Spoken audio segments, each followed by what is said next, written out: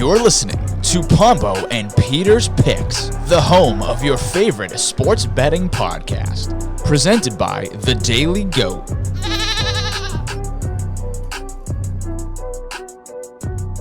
Hello, welcome to another episode of Pombo and Peter's Picks. I'm Jason Pombo, joined as always by Peter Alves. Peter, how are we doing today? How's it going? Merry Christmas, everyone. Day before, well, 2 days before, actually. Happy Secret Santa Day if you're in our friend group.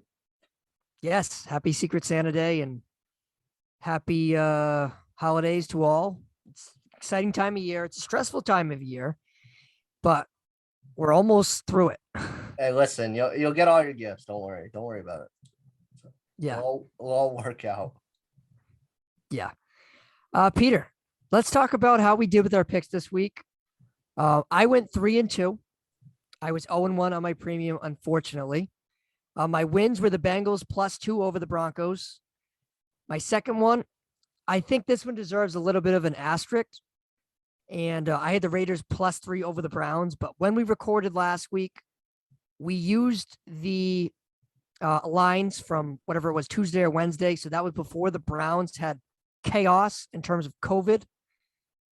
So I had the Raiders +3. In all actuality, I think they ended up finishing -2. Yeah, they won like by 2. I don't know what the spread was when the game started, but so I'll still consider that a W because that's just what it ended up being. I also had the Steelers +1.5 over the Titans. That hit. My losses, they were ugly. Bucs -11. Peter, I'm sure, was happy about that score. 9-0 Saints. It was like a baseball score.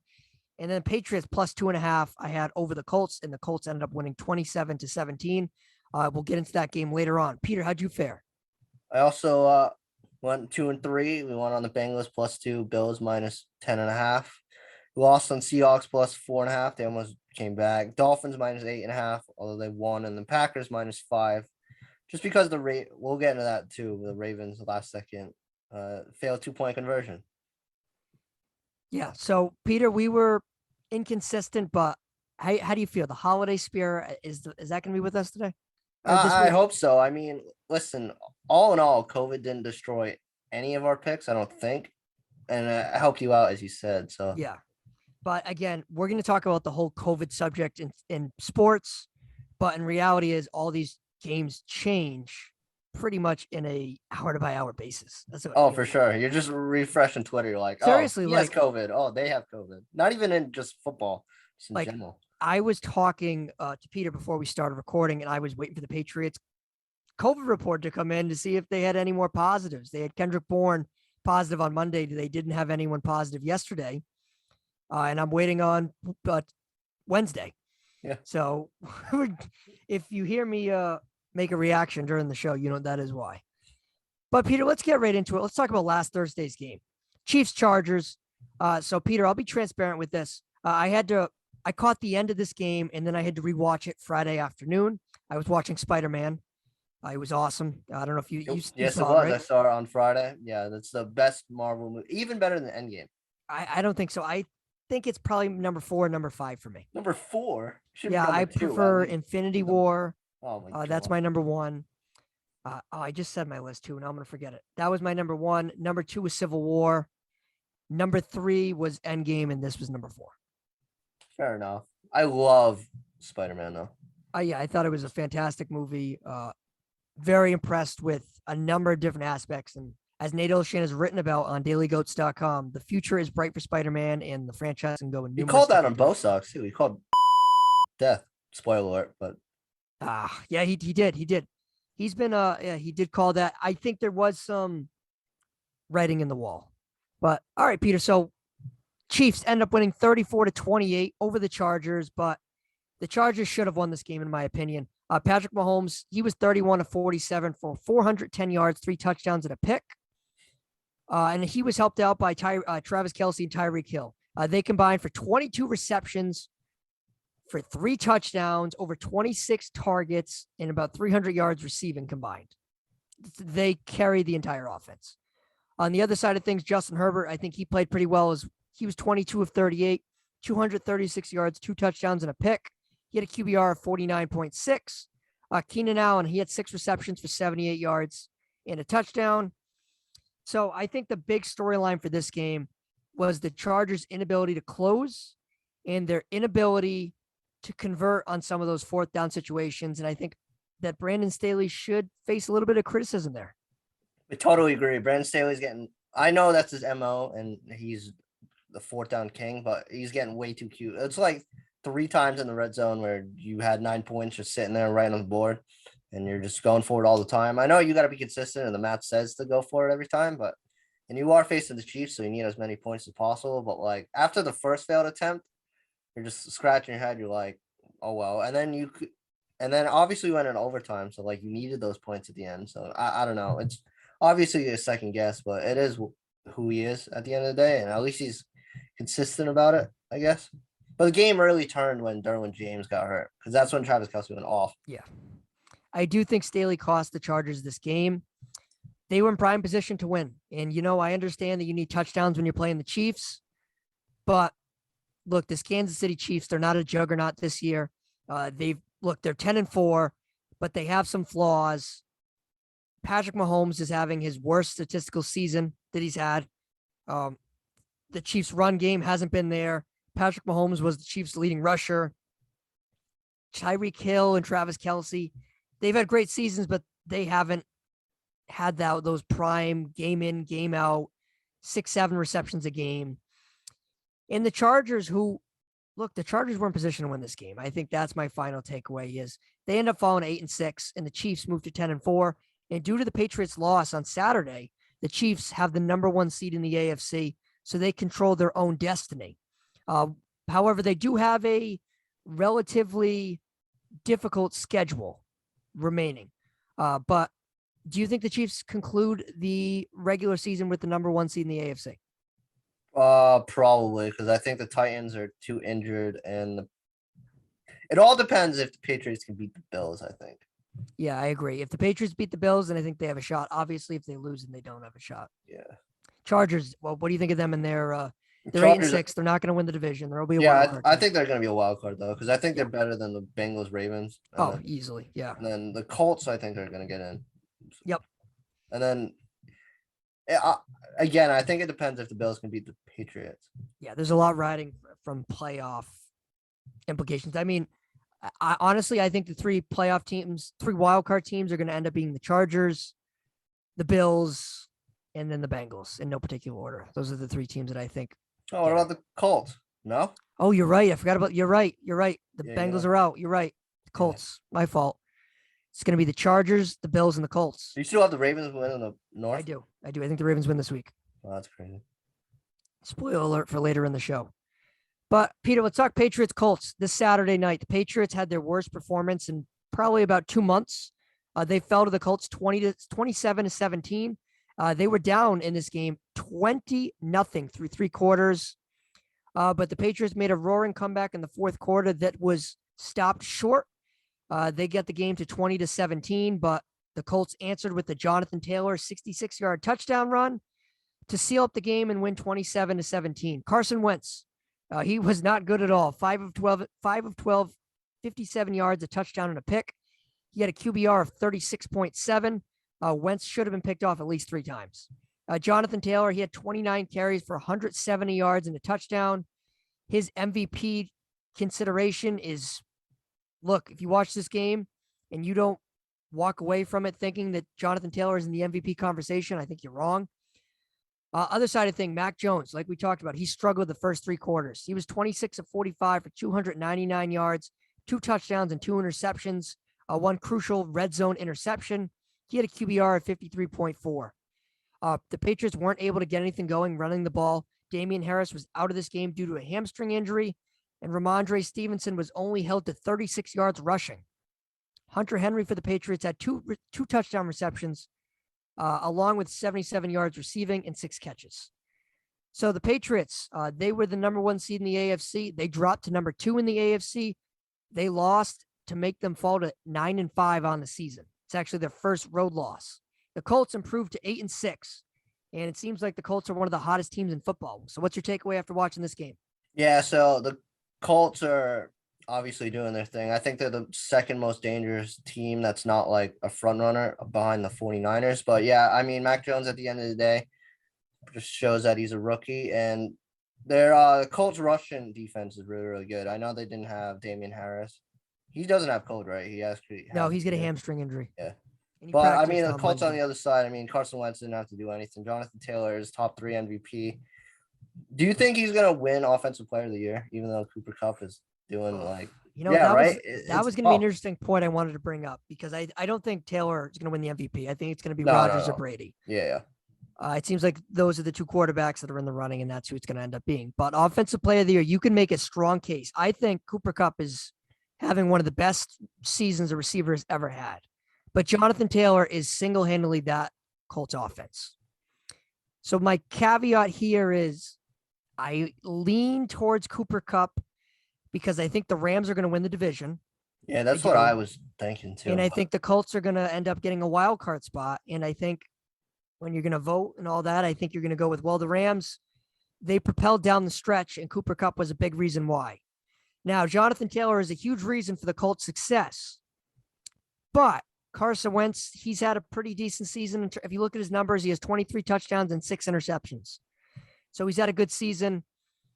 And as much as I think Carson Wentz is overrated, and as much as I think he's not a guy that can win a Super Bowl, I think I'd lean Cooper Kupp because what he's doing for the Rams, especially with all the injuries they've had, losing Robert Woods, they lost Odell from COVID, they lost Higbee from COVID, Stafford's been banged up, and Cooper Kupp has been that one piece that has been there. And here's a crazy stat for you, Peter. Cooper Kupp has had at least 5 receptions in a game for 18 consecutive regular season games. Wow. It's nuts. Hey, it helps when you have breakfast at Stafford every single day. Yeah. I guess so. Yeah, big breakfast guy. Do Who would you lean towards? You're a Michael Pittman guy. Do you believe that he should have been ejected? I don't think so. I think Kyle Duggar, that was not all of his fault, but that's all of his fault. I wouldn't say it's all Duggar's. I put 75-25 on Duggar. It did seem like Pittman's helmet was coming off before the altercation occurred. And I think the officials wanted to squash it on both sides. So I think that's why they did it. I think they didn't want anything to escalate, so they were both sacrificial lambs. Also, T.Y. Hilton pushed a ref, and he probably should also get tossed. Oh, yeah, for sure. We're not going to talk about that. He's going to get fined. Well, yeah, we don't talk about that. Yeah, none of my business. I'll sip my tea like that frog meme. Yeah. So look, the Colts are 8-6. You think they're the second hottest team in the AFC, and I concur on that. When I ranked the teams in the AFC, I think about a month ago, maybe a month and a half ago, I had the Colts as, I think, number 4 on my list. And a lot of people said that was a little high to them. But I think we've seen the Colts compete week in, week out. They should have beat the Bucs, and they come out swinging against the Patriots, and they won. They looked efficient on both sides of the ball, offensive line, defensive line. And the Colts play smash mouth football, and they are going to be a scary out for anyone that has to play them in the playoffs. I truly believe that. I'll bang this drum. It doesn't even matter, though. It's the Chiefs 1 and everybody else 3. Yeah, I still think the Chiefs are number 1. I agree. Now the Patriots, they get a huge game against the Bills this Sunday. Cole Beasley is out for COVID reasons, and Kendrick Bourne, his status is yet to be determined. He is on the COVID list, but it is so he's vaccinated, so it is unclear if he will be ready from the NFL's new protocols, which we'll get into later on. So Bourne and Beasley are arguably 2 of the best pass catchers in this game. Now, obviously not behind Stephon Diggs, but where do you see this game going for the Patriots? Do you think, I'm not asking you to predict it, but do you think it's a do or die for the Patriots? It's not do or die because I think they can make a wild card spot. If it depends if, I don't know. It depends if the Bengals and the Ravens can do their thing, and the Chargers beat the Texans. I don't know. I really think it's. I honestly have no idea because I don't think the Patriots are as good as the 9-5 record. Don't hurt me. Yeah, but here's the thing that this is their first test in like 6 weeks, and they failed. Here's the thing with the Patriots, and I think they're going to get in regardless. They have a very good conference record. Their conference record is 7-2, and when it's based on tiebreakers, that's what it comes down to. But the division record is worse than the Bills, though. So when it comes to AFC playoff standing. So for division, absolutely, but for when it's conference. So if the Oh Bills beat the Patriots, yeah. if the Bills beat the Patriots, the They'll Patriots fall to 9-6, right? Let's Yeah. say they win against Jacksonville, Miami. Let's say they go 11-6, right? And the Bengals also have 11 wins, and the Peter Pickett team, Steelers, just for the sake of the argument. If the Patriots have a very good conference record, which they have, they would get in. And if they lose this game, their conference record will fall to 7-3.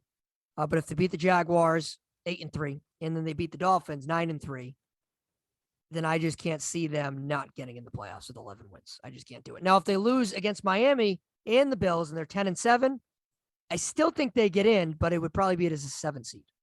Yeah, and they need a home playoff game, at least one. Mac Jones is not going to win 3 times on the road. No, and I think if they have that 7 seed per se, then they'd probably have to go to Tennessee. I don't give them I don't think that's impossible to win, but then you'd have to play. No, you don't want to State. see Tennessee No. at full strength. Nobody does. I think Tennessee's overrated. I really Really? do. No, because they have nobody. I just Julio 100%, AJ Brown. Julio Jones has been ass all season long but when he's been in and out. He has not been nobody. And then AJ Brown's coming back. Yeah, AJ Brown's legit. And then Derrick Henry just waiting. When Henry comes back, when and if, then I'll start to put some more credibility on the Titans. But Ryan Tannehill has not played well. He's leading the league in interceptions. Behind the Ravens, they're the most injured team in the AFC. Yeah, that's fair. I just don't see it with them. Let's head on to speaking of the Ravens, Peter. Let's talk about the Baltimore Ravens. The Ravens, they were involved in another thriller. It seems like every week they're in these one possession games, and it ends up being by legitimately a 1-point game. And the Ravens ended up falling to the Green Bay Packers 31-30. Jim Harbaugh elected to go for 2 again, and they failed to convert with quarterback Tyler Huntley, and they ended up losing 31-30. Aaron Rodgers, he had another good game, 23 of 31, 3 touchdowns, QBR of 84.2 as he takes a stranglehold on the MVP lead. In terms of running the football, Aaron Jones, A.J. Dillon, they complemented each other. They combined for about 70 yards rushing. A.J. Dillon had a touchdown. Tyler Huntley, he impressed me. He was 28 of 40, 2 touchdowns for 215 yards. He had a QBR of 82.4. He also had 73 yards on the ground. And Mark Andrews, he played phenomenally. It might have been his best game of the season. 10 receptions, 136 yards, and 2 touchdowns. Marquise Hollywood Brown also had 10 catches for 43 yards. So I know the Ravens came up short. They fell to 8-6, and they lost the division lead.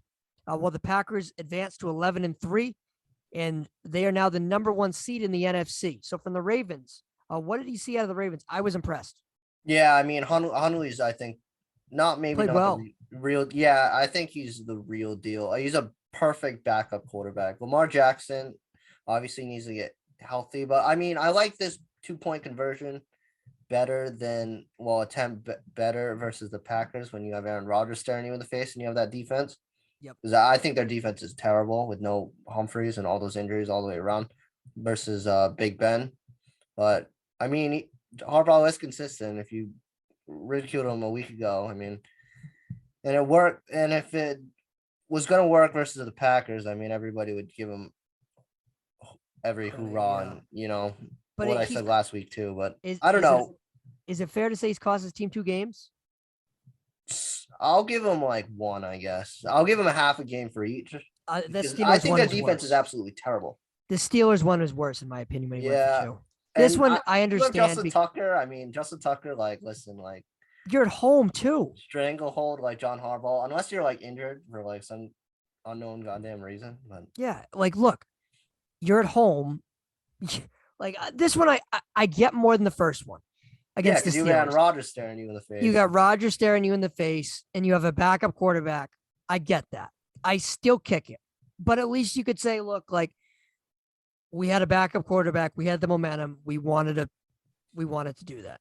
Now, the first game against Pittsburgh, it's atrocious to me. You're playing the Steelers offense, who is probably in the bottom third in the league, especially in terms of passing the ball. I don't care who's playing defense for the Ravens. The Pittsburgh Steelers offense in 2021 shouldn't scare anybody. They haven't ran the ball well. They've been inconsistent with the pass game. They haven't blocked well. They haven't done anything well. So I think it's fair to say, yeah, Harbaugh, you cost them that game. along with also having Justin Tucker and Lamar Jackson for that game. So the Ravens should be 9-5. Instead, they sit 8-6, and they are fighting for their playoff lives this week against the Cincinnati Bengals. Because if they lose that, they're 8-7, and with 2 games left, I don't think that's a position they want to be in. So, but on the other side, I did pick the Packers to win the Super Bowl. Oh, well, no, you did, yeah, you did. I had the Packers losing to the Browns for the Super Bowl. Oh no, but like, listen, I'm gonna pick the Packers if they, regardless, like, come playoff time. But they will not make this. They will not win the Super Bowl without special teams. I swear to God, that's gonna cost. You've been harping on that for the last couple of weeks, and I agree with you. It's so bad. And here's the thing. That's what it's frustrating. It frustrates me with the Patriots with the punt block. Special teams is something that it should be mistake-free, executing. It should be just a phase of the game in which you convert, you do all the things necessary, and do things correctly. But wow, the Packers special teams might be the worst in the NFL. So bad. Yeah, I know. It's going to cost them in a playoff game. You know, to who, right? No. They're too injured. We'll get into that in a second, but no. Yeah, let's get into it right now. So the Saints Bucs. So the Saints ended up shutting Tom Brady out. The Saints won 9-0 over the Tampa Bay Bucs. Tom Brady was shut out for the first time since 2006. It was a pretty lackadaisical game offensively for both sides. But starting off with the Saints side of things, Taysom Hill, I think he kind of sucked. He was 13 of 27, 154 yards. He was sacked twice, and he had a QBR of 26.5. Alvin Kamara had 11 carries for 18 yards. He still doesn't look right to me. He doesn't. I understand that Saints offense really has nothing going for him, but he just doesn't look healthy to me. But that Saints defense looked healthy to me, that's for sure. Cam Jordan, he looked fantastic. Just got his 100th sack. Other side of things, Tampa Bay Bucs, Tom Brady, 26 of 48, 214 yards, no touchdowns, and an interception. He had a QBR of 18.4. He was sacked 4 times at his worst game of the season. But this game, I think, should be credited for the Bucs having a lot of injuries. Leonard Fournette, he is out for the rest of the season, could return in the playoffs. Chris Godwin, he is out for the rest of the season. Mike Evans, he has a hamstring injury. He didn't practice on Wednesday, and his future in Tampa in terms of his health status isn't looking great for this upcoming week. But they also have Levante David. He's out for the remainder of the season on defense, along with the Bucs secondary that was decimated in the first month and a half in the season. But the Bucs are getting some reinforcements as they have Antonio Brown expected to return, along with signing Le'Veon Bell, who hasn't been a factor in the NFL in 3 years. So do you think this Bucs team is dead? I know you've been hitting at it. I mean, no, they're not dead because they have Tom Brady and Mike Evans will be back for the playoffs. I think Leonard Fournette will be back for the playoffs. They have Antonio Brown just slot in for Chris Godwin. That doesn't help. That won't hurt. They've Gronk. They have enough weapons. Yeah, but I think, I don't think they're dead. But I will say, if you were to ask Tom Brady off the record who his favorite targets are in Tampa Bay, he'd say Antonio Brown and Rob Gronkowski. Oh, yeah, for sure. Like, I'm not saying he's got this hate or anything towards Mike Evans, but he just has a more of a chemistry. He hates Mike Evans. No. He does. He probably does hate Mike Evans. But all he does is throw up to Mike Evans. He has more continuity with Brown and Gronk. So I think they can get by. Brady, his whole career has worked with less. I think he can make it work. Can he make it to another Super Bowl? That's a big question. The NFC is a lot more difficult than the AFC. He's got to play the Packers, assumingly in Green Bay. I also think the Rams are getting hot, and if they can get healthy, get guys off a COVID protocol, they'll be a scary out. Dallas, I just can't take them serious with Mike McCarthy. San Francisco is hot, and you look at other teams flirting around for the NFC playoffs. Who am I forgetting, Peter? Well, I mean the Saints, and the Saints I think are going to make the 7th seed. Yeah, I know Brady is 0-4. Listen, Brady does not want to face the Saints. I know. I just can't. I can't see it. Unless you want to put the Eagles. I mean, I don't know. Well, right now, Tampa has the 3 seed, right? Their loss ended up making them fall to 10-4. They have the 3 seed. Yeah, I don't know how any of the tiebreakers were, but because there's 5 teams that are 10-4 or whatever it is. Yeah, based on conference record. So Dallas is the 2 seed. Tampa is the 3 seed. So it's based on head-to-head record first. If you didn't play that team, then it's conference record. Oh my God, then they'll face the Niners, I think. They would play the No, they would play this. Whoever is the 6th seed. Is the Niners the 6th seed? Yes, they are, right? Yeah. Yeah, so they would play the Niners. That's a scary game. Oh, that's even worse. Brady Garoppolo and like that'd be See, listen, if you're Brady, you want to face the Cardinals. I agree. I absolutely agree with that. Or like the Vikings or like the Eagles. Or Eagles or something like that. I don't see Brady losing in the first round, but can I see him getting upset against the team? Not upset, but can they lose to Green Bay? Absolutely. Oh, of course. Can they lose to the Rams? Sure. So this is losing Chris Godwin's a big loss because I do think Godwin and Brady's chemistry has developed, especially with AB's absence. If they lose Gronk or somebody else, then it's going to be detrimental. And I think Fournette's had a good year, and losing him is also a key loss. I think Fournette's played well in Tampa. I really do. Ronald Jones is fine, though. Yeah, Rojo's fine, but... You forgot how good he was before Leonard Fournette. No, that's fair, but I think that Fournette has pretty much put him off the map for a reason. Yeah, I know, but like this is the same situation it was last year. Ronald Jones and it's also important. Yeah, it's also important to notice the Bucs defense isn't as good as they once were. Oh no, last year. I mean, they have the best run defense still. But... Yeah, Vita Vea is a fantastic D tackle, and Shaq Barrett. But they did lose Levante David, so that's a loss. Yeah, I still think this team ends up making it decently far in the playoffs. I picked them. I did not pick them in the Super Bowl. I think I had them losing in the conference finals. Ah, good for you, Jay. In the conference championship. Come to the dark side. No, I had the Rams, remember? Oh, yeah. I have the Rams winning the Super Bowl. Yeah, you have the Rams. Yeah. Yeah, no, I have the Rams. And I'm going to stand by that because I think the Rams. You have the Chiefs on the other side? I do. Oh, good job. It's in play, right? Rams Chiefs are in play. That's all you need. Yeah, we'll see if our picks come to fruition. I wouldn't hold your breath about the Browns pick. Yeah. Any other NFL topics? Any NFL games you want to hit?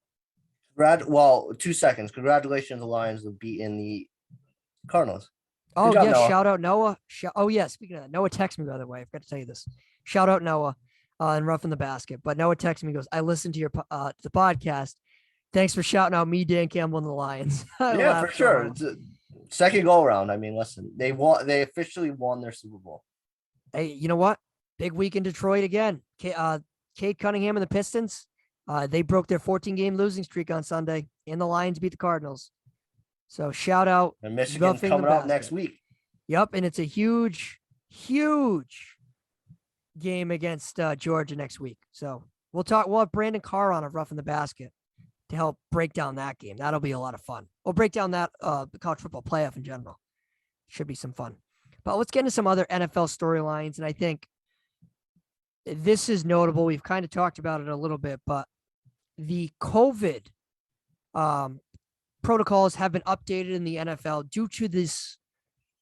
I would probably categorize it as an outbreak out amongst numerous NFL teams. There's probably about, 7 or 8 teams that have had at least 10, 15 cases in the last 2 weeks. Yeah, and then 4 games had to get spread around. Yeah, so we had Tuesday night football last week. We had 2 games on Monday night.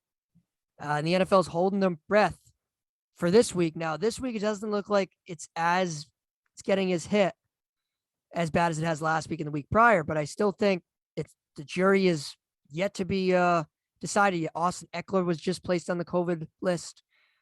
So his status is uncertain going forward. We've had Tyreek Hill, Travis Kelce, Joey Bosa this week. We've had numerous. Nick Sirianni, coach of the Eagles, Robert Saleh, coach of the Jets. But the NFL did change its protocol. So if you're vaccinated and you're asymptomatic, you have an opportunity to return before a 10-day period. So, for example, Kendrick Bourne of the Patriots tested positive on Monday. Now, he is vaccinated. So if he is asymptomatic and passes a couple different tests, whether it's negative COVID tests or the NFL is also testing for to see how contagious you are. If you pass that, then you're good to go. We saw Mike Williams, was it a couple weeks ago? He came back kind of early. Now I know he was exposed, but under the old protocols, he wouldn't have been able to play.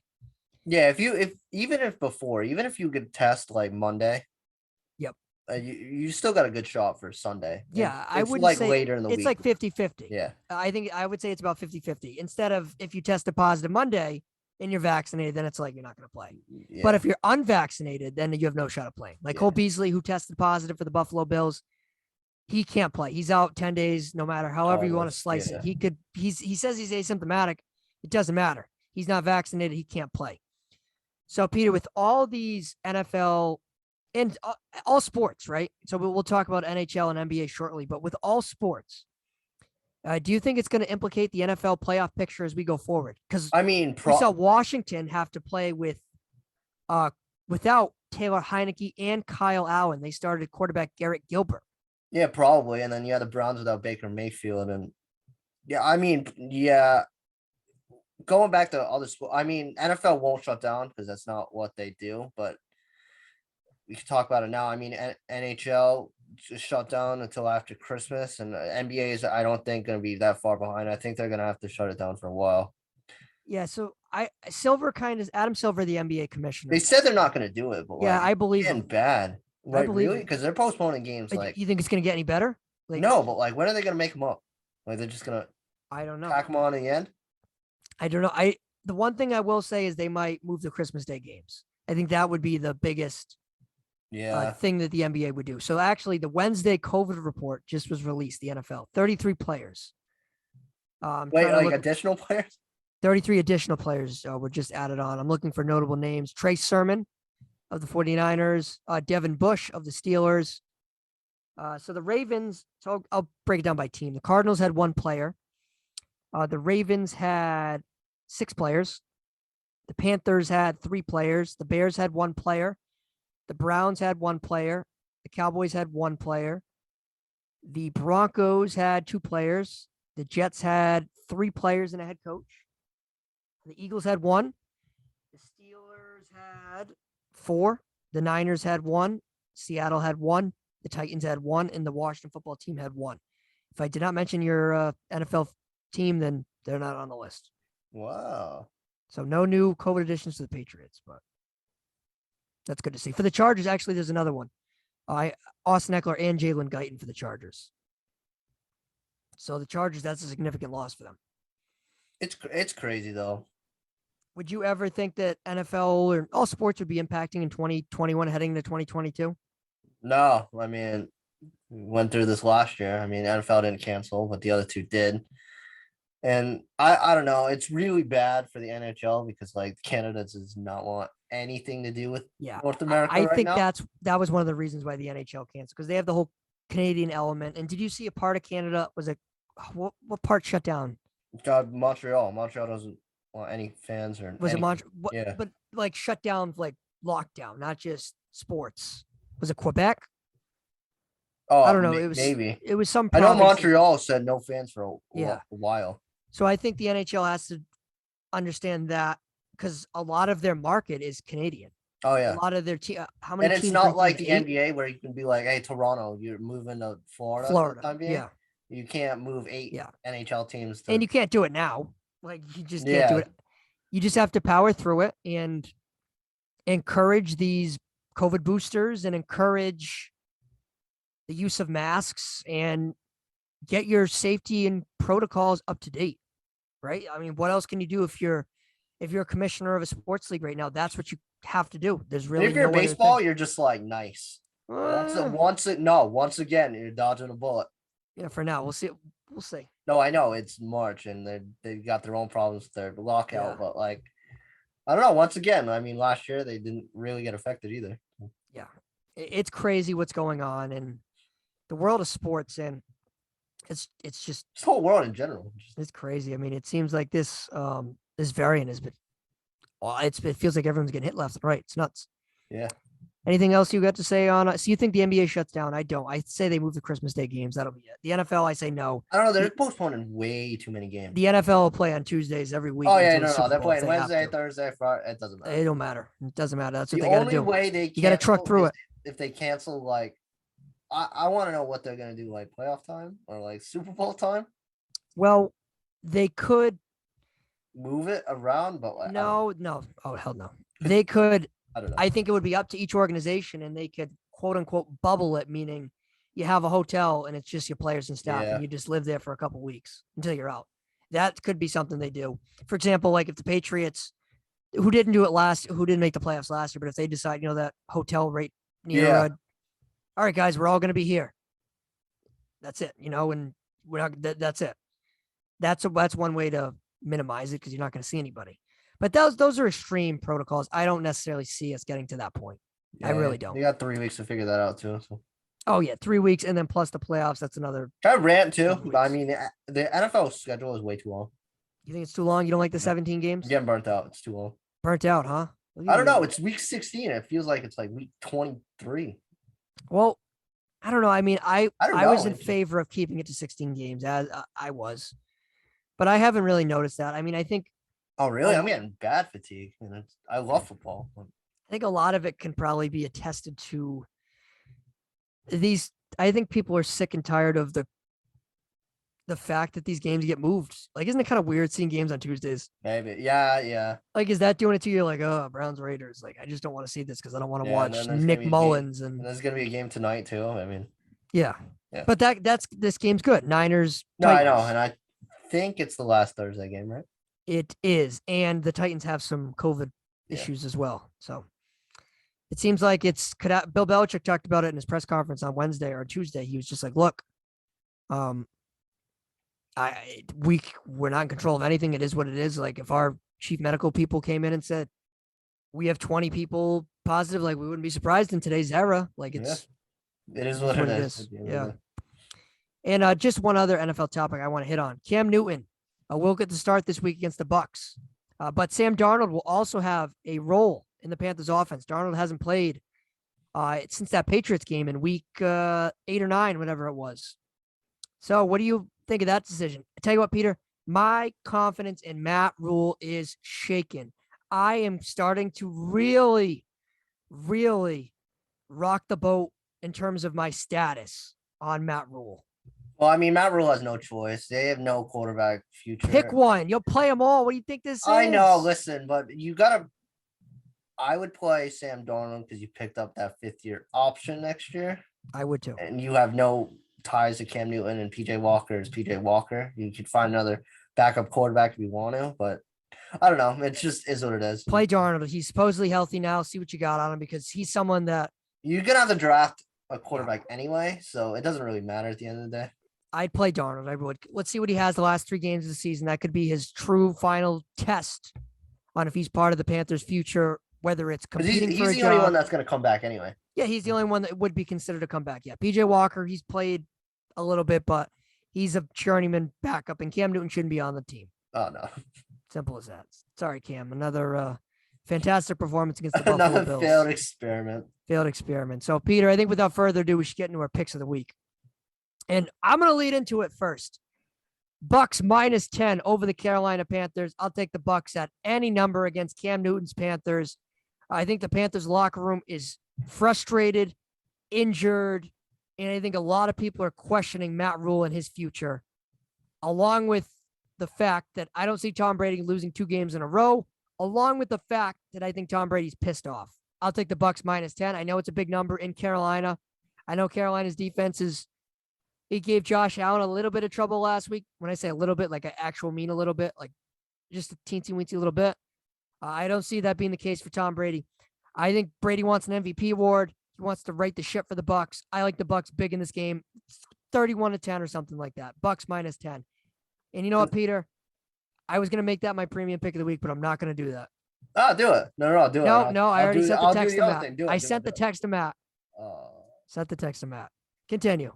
And that's why I have the Panthers +10.5. That's a way too big of a number. Mike Evans is not going to be there. Godwin's not going to be there. Tom going to be there? What? 12 going to be there? 12 will be there, but like, listen, Gilmore will be on Brown. I want to see how injured. How many points does Carolina's offense score? 10. Brady can't score 20? 13. No. Oh, I don't know. He can't. Nope. No, listen. Oh, come on, please change your premium because I'll literally put this in my premium pick too. All right, fine. Matt's our premium. Oh, nice. So one of us is wrong and one of us is right. We'll ride it. Bucs -10 is my premium. Second pick of the week. Colts +1 over the Arizona Cardinals. This game is supposed to happen on Christmas Day, and I think it's a good one. I think this Cardinals team is overrated. I've been talking about how they've been fraud for the last couple weeks. just coming off a pretty bad loss against the Detroit Lions. Pretty bad. That's Pretty bad is an understatement. The Colts, this team is on fire. I know the game's in Arizona. I don't care. The Colts are firing on all cylinders. I like them to win, and I think this game gives the Rams an advantage to win the division. That Hopkins injury is the worst injury. That Hopkins injury is unfortunate for sure. I have the Packers minus 7.5 over the Browns. I think the Browns are going to be in COVID hell again, and I really think the Packers are just going to sleepwalk to the playoffs as the 1 seed. And I don't think they want to give up the 1 seed. I think they want, obviously, they want the playoffs to run through Lambeau. Yeah, of course. So. My third pick of the week, I'm going to go with the over 43.5 for the Patriots Bills. The first go around, this game was a low scoring game, obviously due to that wind. Looking at the weather forecast now, the game is supposed to be in the 40s. It doesn't look like there's any significant weather in the forecast. So that it's New England, that could change in a dime. But I think this game is going to have, I don't want to call it a shootout, but I think this game is probably going to finish like 27-20, something along that. Mac Jones is coming off one of his worst games of his NFL career. I think he bounces back against a secondary that isn't very strong without Tre'Davious White, along with getting a guy back in Damian Harris who can help run the ball. Other side of things, Josh Allen, he was held in check against the Patriots the first time around. While I think Bill Belichick can hold him in check again, I don't think he can hold him to single digits. I don't. I like the over in this game, 43.5. If you want to talk about the COVID protocols, and if you want to talk about how many points the opponent is going to score, that's why the Chiefs minus 7.5 over the Steelers. Listen, I'll take Patrick Mahomes over Tom Brady at this point all day, all the time. I don't care if Tyreek Hill is going to be out. I don't care if Travis Kelce is going to be out. How many points are the Steelers going to put up on the Chiefs? Yeah, I will say the Steelers have had they've played pretty well the last couple of weeks. That's all I'm going to say. They're the luckiest team I've ever seen in my whole life. Hey, man, that was a grind and win against Tennessee. Right. That was a good win. I don't know. I don't know. All right, you're going with KC. Yeah. That's fine. My next pick, I'm going to go Ravens plus 2.5 over the Bengals. I know the Ravens got absolutely destroyed when they played the Bengals the first time around. I don't see that playing out this time. Lamar Jackson should be back. Should. Now, he didn't practice on Wednesday, but I just can't foresee him missing this huge division-deciding game. In the Bengals, they haven't impressed me. Joe Mixon's kind of banged up a little bit. And the Bengals didn't look good against Denver. They've looked inconsistent at times. I like Baltimore at plus 2.5. They've been knocking on the door for the last month. Losing games by 1, and that might be the case again this week. But I like them to cover. But then you'll cover anyway. So exactly. It's like I've done the last couple of weeks. Yeah. I have the 49ers minus 3.5 tonight over the Titans. I think the Titans are way too injured. But it comes to the point where the Titans, if they lose this game, I think the division might be out of reach, and you need a home playoff game for the Titans. Yeah, no, that and it's crazy because they had like a 4-game lead at one point. Yeah, people said they were the number 1 seed. How long were they the number 1 seed for? A while, right? A while, yeah. Yeah. My final pick, over 41.5 Raiders Broncos. Drew Lock will be the quarterback for the Broncos this week. Lock likes to turn the ball over. I'm going to anticipate some interceptions that could lead to some red zone possessions for the Raiders. And I think Derek Carr, especially in the fourth quarter against the Browns, played significantly better than he has the last couple weeks. And look, I think the Raiders can put up 24 points, and I think the Broncos can put up probably 20. So I like the over in the game. Exactly. That's why I have the Raiders minus 1. Drew Lock. That's all I got to say. Drew Lock, turnover machine. Yeah, so bad. I tell you what, I know a lot of people, when they see turnovers, they think the under. Just wait till you see how many red zone possessions the Raiders end up with because of the turnovers. Yeah, exactly. I love the over in that spot. Peter, you got anything else left to say? I hope you have a good holiday. Yeah, have a good Christmas. And yeah, get your heart out. Watch some NBA if that's going to happen. Watch the NFL too. NFL, yeah. Yeah, some NBA action that is still slated to play along with 2 NFL games. So it should be fun. Next week, big show. We're going to break down the college football playoff. We're going to have Brandon Carr on of Roughing the Basket. That'll be a lot of fun. We're going to make our picks for that. Those games are set to kick off on New Year's Eve. That'll be a lot of fun. We get to see the scenario with another week in the NFL. We'll have a pretty good picture on the AFC East. I also think we'll have a good indication on the AFC South, because if the Titans lose and the Colts win, I think then everything will be kind of taken aback. So, yeah, big week in sports. So, Peter, happy holidays. See you later. Stay merry.